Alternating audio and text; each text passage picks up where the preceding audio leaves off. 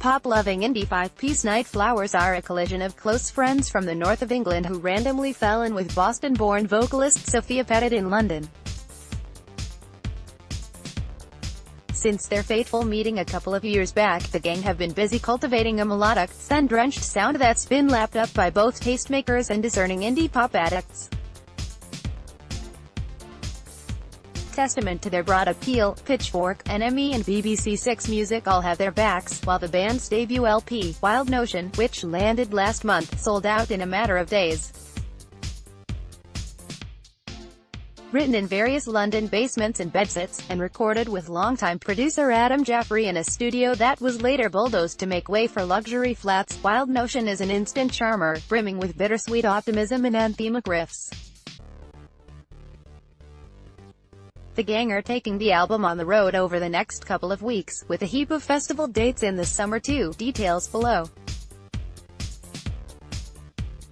We caught up with Sophia before they set off to learn more about what makes them tick.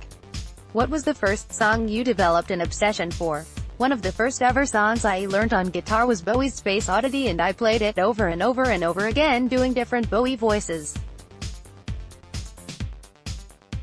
What's the first gig you went to? It must have been that surprise hoedown in our house in Oklahoma, with my parents' friends' band.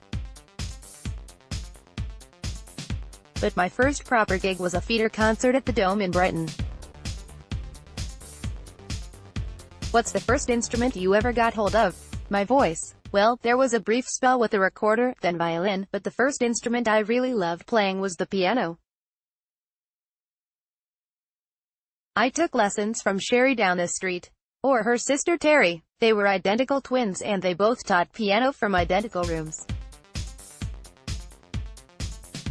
I was shy about not being able to tell who was who, so I never asked. What is your worst musical habit? Warming up my voice with weird cat sounds that make everyone else feel really awkward. What's the best piece of musical advice you've ever been given? On the flight back from playing in Berlin, fate put me in the seat next to Chaka Malik from NY hardcore band Burn.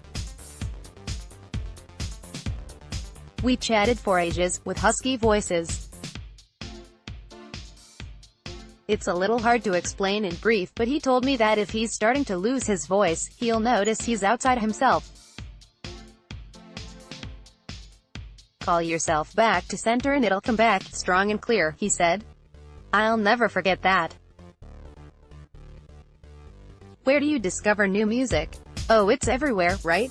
Record shops, radio, gigs and friends. I've found some awesome stuff when I look for playlists compiled by my fave artists, on their Spotify pages and blogs. Grimes had a great Tumblr, but she doesn't use it so much anymore. What's your favorite venue? This little place in Nagoya, Japan called Katy Japan. Tucked under a railway track, it feels like a cozy tree house and smells like a wood-paneled library.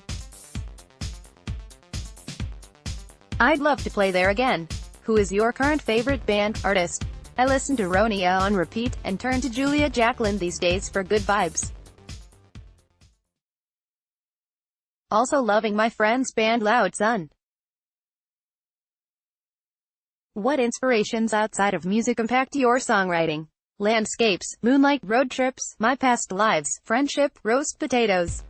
What track of yours best represents your sound? Will a cheeky triptych do?